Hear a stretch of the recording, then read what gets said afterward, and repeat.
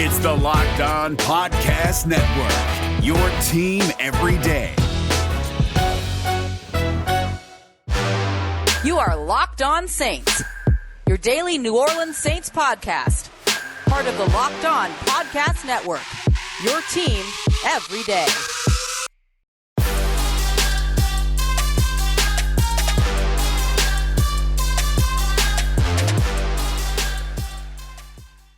What is good, Who Dat Nation and Who Dat family? Welcome into another episode of Locked On Saints, your daily podcast covering the New Orleans Saints, part of the Locked On Podcast Network, your team every day. On today's episode, we're going to be joined by John Sigler to talk about roster cuts, the addition of wide receiver Kevin White, and take a look at some overreactions across NFL fans, particularly New Orleans Saints fans, after the first preseason game. But first, we're going to get started with a look at a big practice day for the New Orleans Saints. Several key players returning to practice. You also got a nice day from Taysom Hill and two names that I think that Saints fans will be excited to hear about standing out during the practice session. All of that on today's episode. And as always, I'm your host, Ross Jackson, at Ross Jackson Nola on Twitter, co-managing editor over at CanalStreetChronicles.com, your Tuesday co-host over in the National Locked On NFL podcast. We got all that and a little bit of lanyap for you on today's episode of Locked On Saints, your team every day.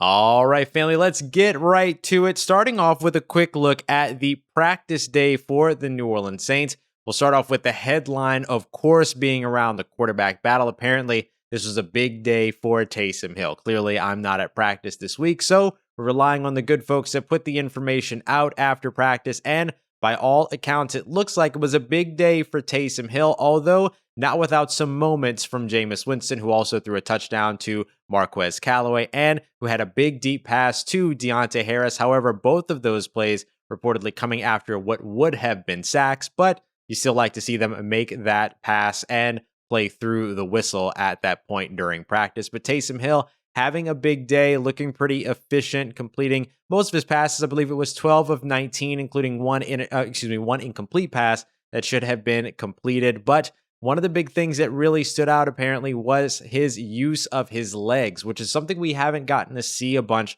during training camp. We haven't seen it that much during the preseason either in that first game. So maybe we're about to see some more of Taysom Hill's mobility once he gets his opportunity Monday night up against the Jacksonville Jaguars. Remember, he'll be taking essentially the second set of reps after Jameis Winston will open up the game against Jacksonville. Also want to talk a little bit about some players that have returned to practice, both safeties PJ Williams and Marcus Williams making their way back to practice, and maybe most notably outside of Marcus Williams being the return of wide receiver Tre'Quan Smith. No big news around his performance or anything like that, but still big news all told to see that he is back at practice, especially the day after they sign, or rather the same day that they sign wide receiver Kevin White, formerly of the Chicago Bears, drafted 7th overall in the first round of the 2015 draft, had an incredible college career at West Virginia with the Mountaineers. However, it didn't come together for him in the NFL, marred by injury throughout his career.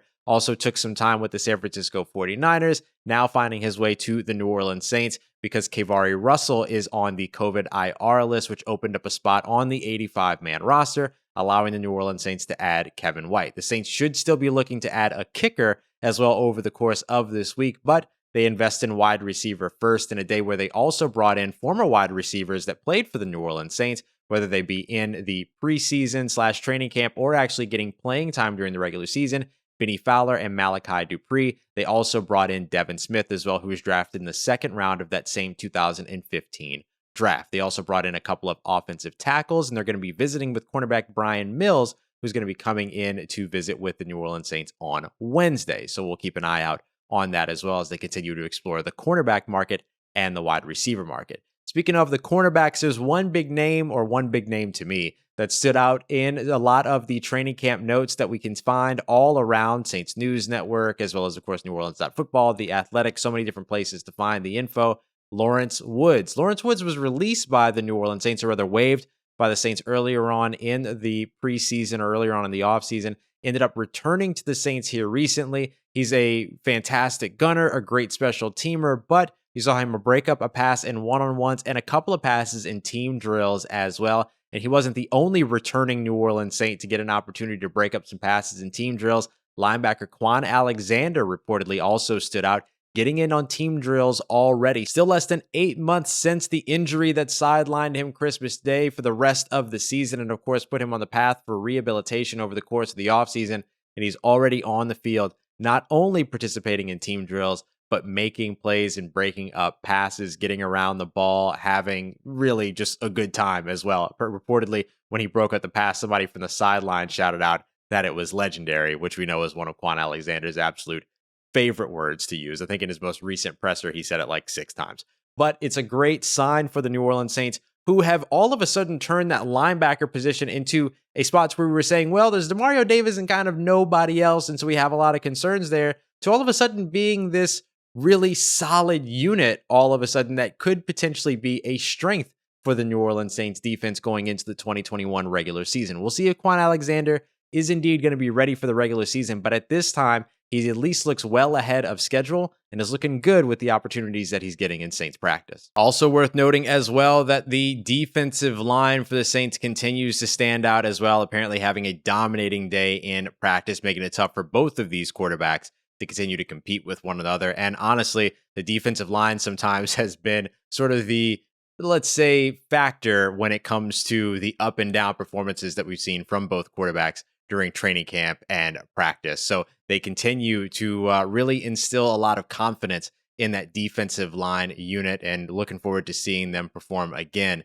here this coming, almost at weekend, but they play Monday night, the 23rd on ESPN up against the Jacksonville Jaguars. That'll be the next time that we get a look at the New Orleans Saints in full speed action. Jameis Winston should start that game at quarterback, and we'll see how many other starters accompany him both on the offensive and, of course, complement him as well over on the defensive side. Coming up next, we're going to be joined by John Sigler to talk a little bit about some of the additions and subtractions for the New Orleans Saints here as of late, as well as break down some of the overreactions that we've seen all across Saints Twitter and other Saints message boards, Facebook, so on and so forth. Talking about some of our favorites and talk about whether or not they're actually overreactions or if there is something to be excited about when it comes to this team in those specific factors. Marquez Callaway, Zach Bond, so on and so forth. So much to discuss as we continue on with today's episode of Locked On Saints. And don't forget that today's episode is brought to you by our good friends over at BetOnline.ag, the fastest and easiest and best place to place all of your bets, our exclusive betting partners here at the Locked On Podcast Network. Over the regular season, we're going to be doing a lot of conversation around betting odds for the New Orleans Saints. We're going to be getting it all from betonline.ag. So go and check them out, get a little bit of a head start, and even take a look at some head-to-head action that's already up as well. And of course, if you're not a fan of betting on the NFL because you want to just enjoy the games, well, you can check out some other ways to get in on the action, including the MLB. You could look at MMA, UFC. You can even find horse racing whenever that comes around as well. There's so much for you over on betonline.ag. They'll have something for everybody. So go and check them out. And don't forget to use the promo code LOCKEDON, LOCKEDON, for that 50% welcome bonus on your very first deposit. That's with your first deposit. Promo code LOCKEDON over at BetOnline, your online sportsbook experts. All right, family, continuing on with today's episode of Locked On Saints with our very special guest, our good friend John Sigler at John_Sigler with 2 R's on Twitter, over at the SaintsWire with USA Today. John, thanks so much for taking the time to join us again, man. Good to see you.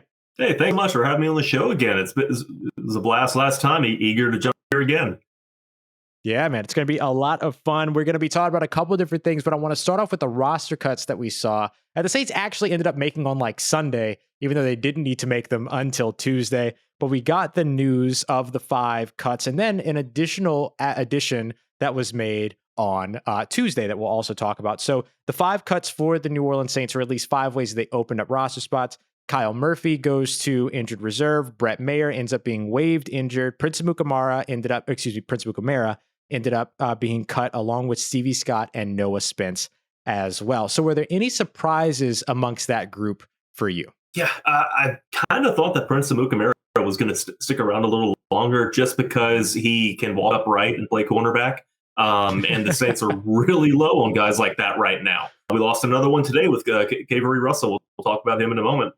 Scott third is a little unusual with running back, but then we found out he's been injured, so that cleared that up pretty fairly quickly. Yeah. I honestly thought that Noah Spence might make a little bit of a better run. He was somebody that they brought in last year. He had the preseason or pre-camp injury trying to get ready for camp, but they still brought him back this season. He had some nice days in camp this year, multiple days with multiple sacks and a lot of pressure. But I noticed that on the unofficial depth chart, they moved him from edge rusher to Sam linebacker. And I wonder if that had something to do with it, because there's just not a lot of room in that linebacker room at this point. Yeah, so for once, the Saints had too many defensive ends. That really hasn't been the case for a long time.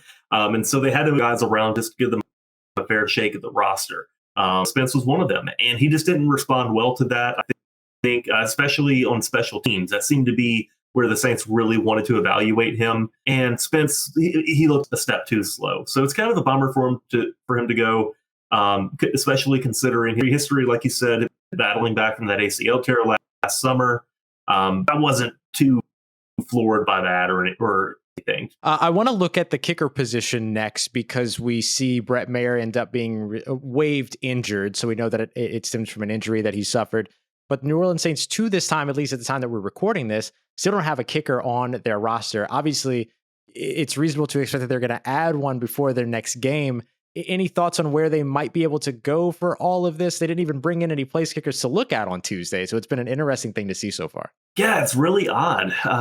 They must have some kind of a plan to not brought in anybody on Tuesday. I mean, they brought in like 10 players and none of them kick. We joked all week that the Ravens kicker maybe like stuff in a duffel bag or a flight home or something. I mean, and obviously the Saints and the Ravens have that connection, that history. They took Justin Tucker's last intern with Will Love, do it again.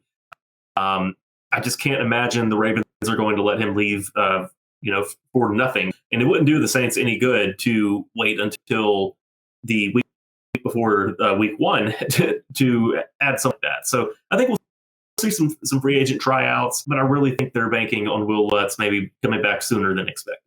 Yeah, I think that makes a ton of sense. And we've certainly seen the Ravens pull off. I mean, they had the 5th round draft pick that they got for, at the time, Corey Vedvik. And so they've done this a ton of times with these special teamers. And of course, that's how the Saints, of course, got Will Lutz. Well, they picked him off of waivers, but, you could see the Ravens potentially returning something here. Next, I want to take a look at 5 more cuts that are expected to be made on Friday. Now, we know that the Saints also made an addition on Tuesday. We'll talk about that here in just a sec, but 5 more cuts that are expected to be made on Friday to get them down from 85 to 80. Obviously, we'll see some type of a shift with the roster if they do add a kicker. But are there any players that are on the bubble for you right now that you're watching ahead of next week's next cut down? Yeah, I'm really intrigued to see how it plays out with the back with these young rookies in the secondary. All these safeties that they brought in, Eric Burrell, Deuce Ellis, Bryce Thompson, all these guys are really fascinating players. They played well on Saturday.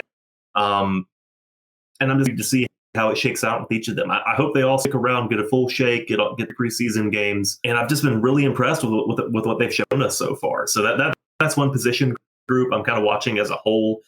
Whenever I did my 53-man projection update, the secondary and the linebacker core were the 2 really difficult spots to put down.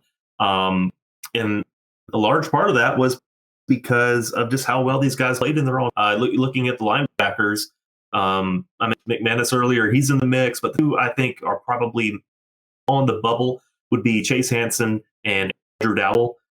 And I'm just really curious to see what direction the Saints go there. Another one I would kind of keep an eye out on, and maybe it's a little bit of a last man in, first man out type of mentality, but the recent addition of RJ McIntosh, or potentially what RJ McIntosh does to the players that are competing on the interior defensive line, because we saw some kind of shakeups along that defensive line that we didn't expect to see last week because of the lack of availability at the edge rusher position to get started. So we'll see how that all adjusts going into next week. So I'm keeping a look at the trenches over the course of this next cut situation as well. But offensive line, I feel like they're going to want as long a look as they can on those guys.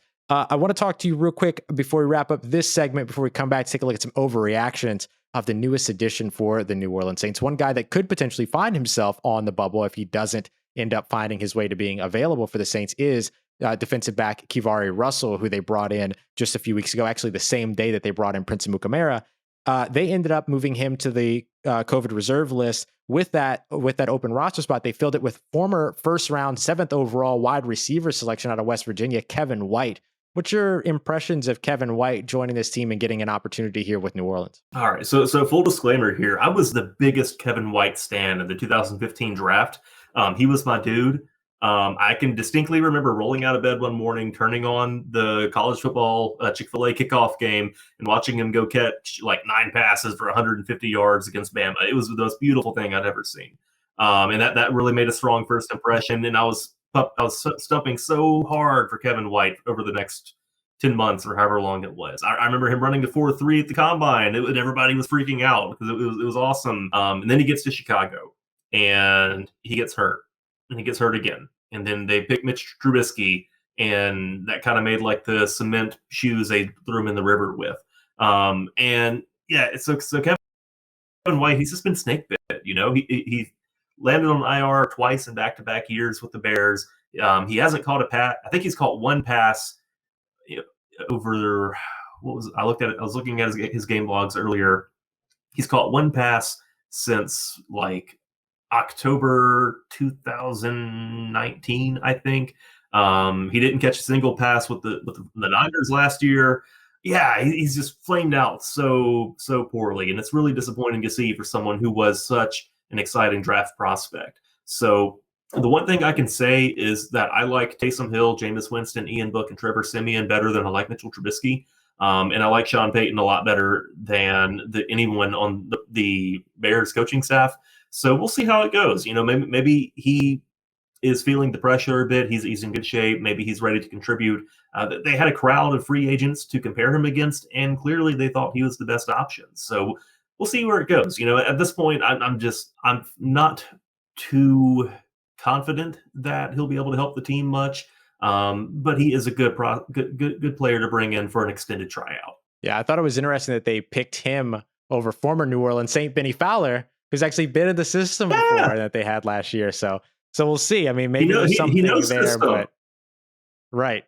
So maybe there's something there when it comes to Kevin White, but I'm not going to get my hopes up about it until we see it, I guess is the way that I would say. I'm going to see it and then I'll believe it. Coming up next, y'all, John is going to hang out for a little while longer, and we're going to take a look at some overreactions across New Orleans Saints social media and have a little bit of fun here to wrap up today's episode of Locked On Saints. Continuing on here in just a moment. You're with the Locked On Podcast Network, your team every day. All right, y'all, and before we get to those overreactions, there's no overreaction here. Built Bar is the best tasting protein bar on the market. Your favorite protein bar, even if you haven't tried it yet. If you have tried it, you already know that's your absolute favorite. But I really, really believe that if you took a Built Bar and a candy bar and you blind taste tested them, that Built Bars would win 10 times out of 10, 11 times out of 10. I love these things, and they've been absolutely fantastic. And they're absolutely fantastic for you as well. You get your 17, 18 grams of protein, but you're only getting 4 or 5 grams of sugar, 4 or 5 grams of net carbs, and a calorie count between 130 to 180 calories, and that's it. So go and check these out. They're also high in fiber as well. Great for whatever type of a diet you're on, and they're fantastic pre-workout, post-workout, or if you just need something to get you past that sort of 3 p.m. slump so you can get to the end of your workday. Go and check them out over at Built.com, and don't forget to use the promo code LOCKED15, LOCKED15, so you can get 15% off of your next order of Built Bars over at Built.com. Let's get it, Hoota Nation. Wrapping up today's episode of Locked On Saints with our good friend John Sigler at John_Sigler with 2 R's, managing editor over at SaintsWire with USA Today. He's come to join us, talk a little bit about roster cuts in the last segment. Now we're to talk a bit about overreaction. So let's start off with a fun one here, John, and talk about these overreactions. Look, Marquez Callaway is a bona fide Hall of Famer. Overreaction or not? Not at all. I think he's going to get in the Hall of Fame before Marcus Colston will. I mean, it was incredible. All jokes aside, Callaway was so impressive, and I really want to highlight who he was playing against. It wasn't like the Ravens pulled their starting corners for this game. They had Marcus Peters and Marlon Humphrey out there. Between the two of them, I believe they've got like 3 spots on first team All Pros across the years, multiple Pro Bowls. These are 2 very effective number 1 corners that he just went out and bullied for that first quarter. So that was super impressive. It sold me. I've been a bit skeptical on Callaway over the summer. So that was great to see. And I'm really intrigued to see how he produces with this opportunity in front of him. Yeah, it wouldn't shock me if it happened. I wouldn't be in shambles or anything like. But I think he's got to show more. Sean Payton was asked about his big game, and what Payton said was, "Well, it was not a big game. He fumbled," and so we've got to see him improve that ball security. At least in Payton's eyes, that's the number one quality. It didn't seem like he was considering that the other two running backs also fumbled on the night as well. So there are very high standards for running back play in New Orleans. Latavius Murray didn't meet them. Vontae Freeman did not meet them. And from what Sean Payton at least told the media, Tony Jones Jr. did not meet them either. So we'll see how it plays out. I rolled the dice a bit this week with my roster update. I did have Tony Jones making the team over both Murray and Freeman, which was a bit of a hot take, and I'll take that. That's fine. That's me being reactionary. That's what this time of the year is for. None of us are going to post the perfect roster projection 3 weeks out from final cuts. Having some fun with it, seeing how it plays out. Yeah, and so I looked back a few years ago. The Saints carried just 3 running backs as recently as 2019, and so we shouldn't just automatically assume that they're going to carry 4. If Murray and Freeman continue not playing well in the preseason, we shouldn't assume that they're just going to make the team just because they're, the 2 established veterans behind Alvin Kamara. So we'll see how it plays out. But Tony Jones was super exciting to see. Just a great zone scheme runner, very decisive with his cuts, his vision. Saw so much to like, and I'm really eager to see more from him. But I do think that, you look at these running backs, the New Orleans Saints have never been shy about moving on from running backs. We've seen them, we've seen fans fall in love with Boston Scott, Devine Ezigbo, and other running backs that just didn't make the cut for the Saints because of their sort of high standard, understandably so, for what they want in that position. So Tony Jones Jr. still more to show as far as I'm concerned. And another guy that maybe doesn't have any more to show. I don't know. I think he does. But I've seen a lot of people talk about it. Paulson Adibo is ready to step into the cornerback 2 position opposite Marshawn Lattimore in 2021. Overreaction or no? Man, he made a strong audition. No. Sean Payton said after the game, I keep going back to his post-game comments to really guide my analysis here. Like, what is he thinking? And Sean Payton said, hey, he was tested a lot. And he was. Adibo saw more targets than anyone else in the secondary, as you pointed out earlier this week on Twitter, Russ. And he responded so well to that. And that was so encouraging. I'm just not sure I'm ready to throw him out into the fire against Aaron Rodgers right out of the gates. I would much rather, rather than risk breaking his confidence by putting him up against one of the best quarterbacks of this generation, I would rather see if Ken Crawley is legit. He's undefeated. He was undefeated. In training camp, Crawley was. So I think I would rather lean him at CB2, at least to open the season. If he gets burnt by Rodgers, which he probably will, then you can say, okay, we're going to go with another option. We're going to go with the rookie and see how he responds, rather than the minute you hit the field, put the rookie out there and say, all right, have fun. Watch out for 12. Keep the ball in front of you, and good luck against these guys. So I would like to see more from Adibo, but what we've seen so far is so encouraging that I would understand if that's the direction the Saints end up going in. What you do against Trace McSorley is not always equal to what you can do against Aaron Rodgers, but obviously Paulson Adibo is somebody that I've been very high on all throughout the draft process. I would just like to see him continue his trajectory so far, which has been a very positive one, and give them no other choice but to start him, as opposed to feeling like at this early in the stage, it almost feels like he would be getting started out of necessity, out of anything else. So I'd rather it be because he's continued this trajectory, continued this development, and essentially gave them no other choice but to go out there and let him be that guy opposite Marshawn Lattimore or at the cornerback 2 spot. We don't know. We still have to see what happens with Marshawn Lattimore. He might find the field week 1 anyway, but if you can help it, then I wouldn't do it right off the bat. I completely agree with you. John, always a pleasure to have you here on the show, man. Make sure that you go and follow John on Twitter at John_Sigler with 2 R's. And of course, check out all the fantastic work being done over at SaintsWire with USA Today. Appreciate you coming on, buddy. Always a pleasure to see you.